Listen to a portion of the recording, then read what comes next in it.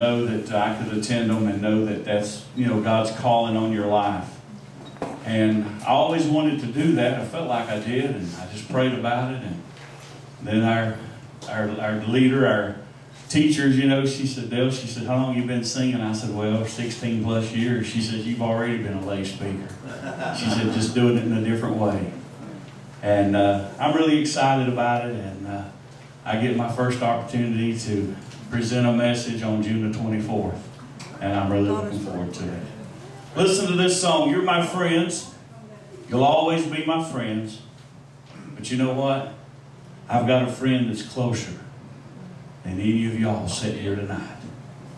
And you know what his name is? Jesus. Listen to this song. It simply says, what a friend.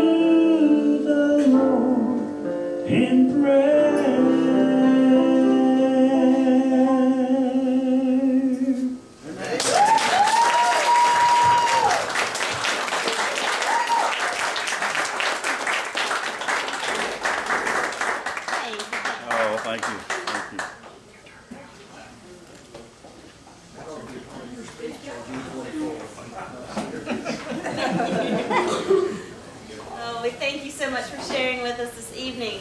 And now on to our big event. Our Southern Fried Preacher has come to visit.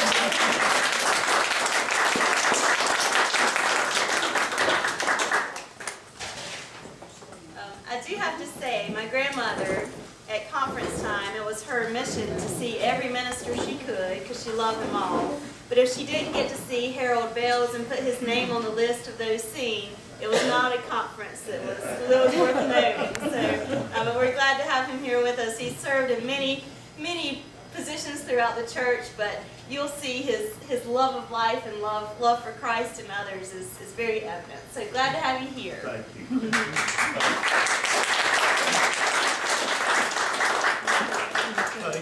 Thank you, Crystal. Let's all get comfortable now. Some of you are twisted. I don't mean that as a personal insult. Some of you are in uncomfortable positions. I'm going to take my coat off because if you've seen the cover of my new book, this. Yeah, it's on. You got to talk into it. Oh, do I? Okay, I can do that. Oh, it was off. Oh, okay. I want to take my coat off, partly to make me more comfortable, but if you see the cover of my new book, this is my costume. You'll recognize the suspenders, same shirt, it's in that picture. So it's my signature costume now. Plus, these suspenders hold my pants up, and that's a good thing. But it will make me more comfortable and you more comfortable if you can see. If you're behind a pole, just feel free to scoot your chair over. This has already been just a wonderful, wonderful evening. I am so glad for this. For lots of reasons. It's great to see Skip McPhail again. Now, if you have any doubt about why it's wonderful to be a minister in the church, can you imagine what a treat it was for me to be his pastor? It'll work you out. But it's just great to see Skip. And I had never heard him play guitar or lead singing. He's darn good at it too. And Dale, you know, I'm sitting here, I love Southern gospel music. I'm going to speak in just a few minutes about the only other time I've heard Dale make music. That was at Lula Wicks's service.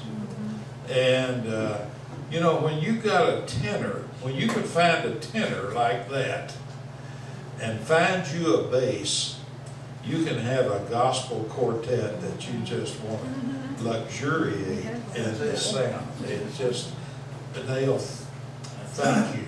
When my throat clears up, I sound just like that.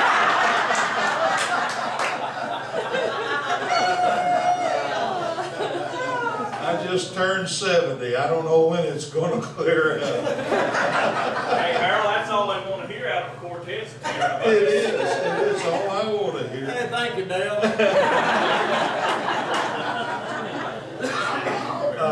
And John Boggs and I go back a long, long way. I'm a huge fan of your district superintendent. And I've been a district superintendent, and I know what a job he has.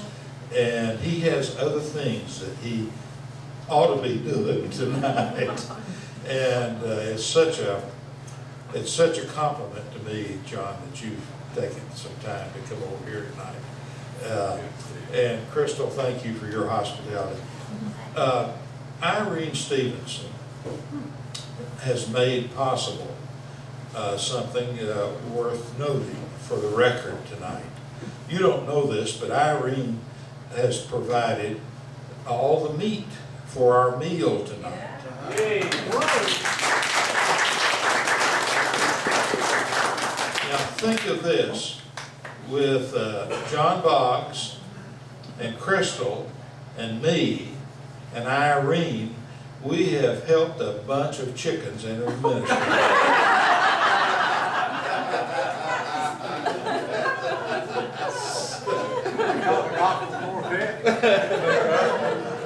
sing your gospel quartet now.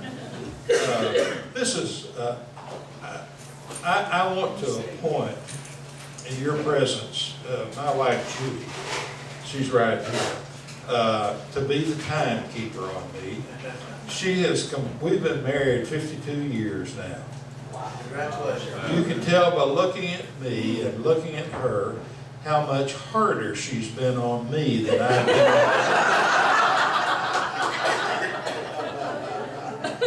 And Time's up. she's complained for years that I talk too much. But I'm appointing her the timekeeper tonight because I do talk too much. And so when you give me the signal, Judy, when it's time for me to wrap this up. How long do you want? How long do I want? Keep an eye on the crowd. See how the crowd is over.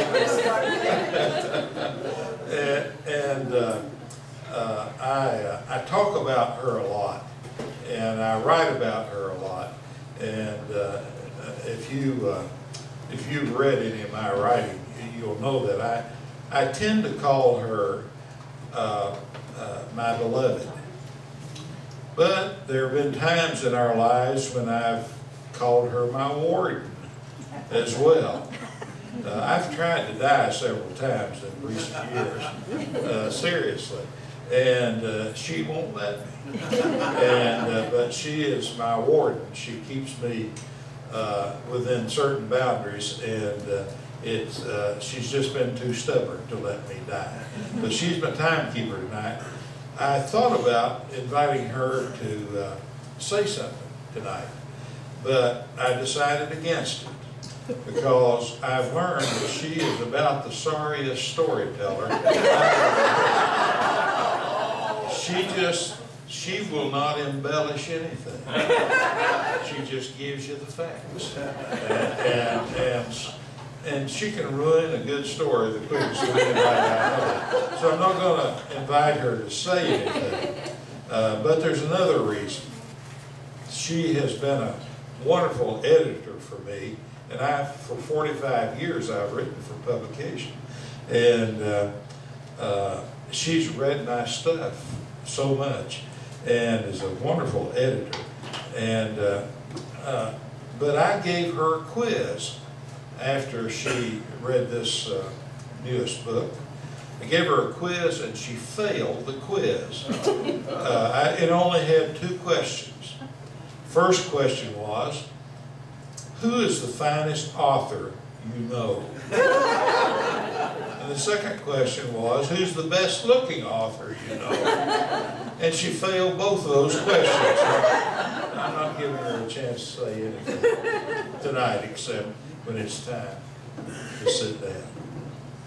It is really very, very fitting, and I'm in an almost poignant mood coming back over into the mountains tonight. I'm grateful for Margaret Roberts. I think she's the person who engineered this. Margaret and I have had a little affair going for about 25 to 30 years. If Ken ever kicks Margaret out and Judy kicks me out, Margaret and I are going to run off together. But when I was the minister at Central Church in Asheville, Margaret was one of the great pillars of that church, and I know how much she could mean to a church and how much she means to this church. Amen. And she just is, well, when Margaret Roberts asked me to do something, I'd break a leg to do it. And so Margaret, thank you for being instrumental in this evening. This latest book, it's my 20th book. All of the rest of them are out of print, and most were forgettable from the beginning. But this is a good book. I hope some of you all will buy it. And what I want to do tonight is tell some stories. Not all of them are in the book, but 2 or 3 that are in the book, because they come out of this part of my life and ministry over here in the mountains, I mean. including this church. I think probably the favorite story of most people who have reported to me about what part of the book they like the best is the second chapter in the book, and it happened over in Asheville when I was the minister at Central Church. I had a lot of people, about 50 members of that congregation were residents out at the Givens Estates, our United Methodist retirement community, and about 50 members of the church were living out there, and I was out there several times a week. And one of the persons who lived out there was a lady named Iva Lee Jarrett. And this story is the second chapter in the book. I'd like to tell it to you. Iva Lee, when I first met her, was 92 years old. She had been a widow about 50 years. And now in her early 90s, she was confined to a wheelchair. She peered through very thick lenses in her glasses, like the bottom of soda bottles. She had a little bit of wispy white hair. She had a sea to shining sea smile, and one tooth right here in the middle of her mouth. I want you to get the picture. I just love to look at her. I would go out there just to look at her because she was so wonderful to look at.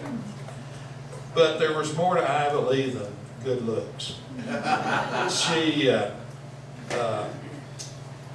was one of those older women, and I've had a number of these in the churches that I've served through the years. Number of these women who have a great sense of humor, and they get funnier the older they get. And their hobby is to tell the minister ever so slightly risque stories. John, I don't know if you ever had any, or Crystal, but it's a wonderful thing. I don't know who in this congregation might be that person. And I don't know whether female ministers get these stories from older women or not. Maybe the old geezers who give the female ministers stories. But every time I would see Iva Lee, she would tell me a story. And when I would go out to the Givens Estates, I would usually find her patrolling the hallways in her wheelchair, I think looking for me to tell me the story. Usually when I would find her, she would have in her lap a paperback potboiler novel, romance novel, the large print edition. I never knew that such novels were printed in large print.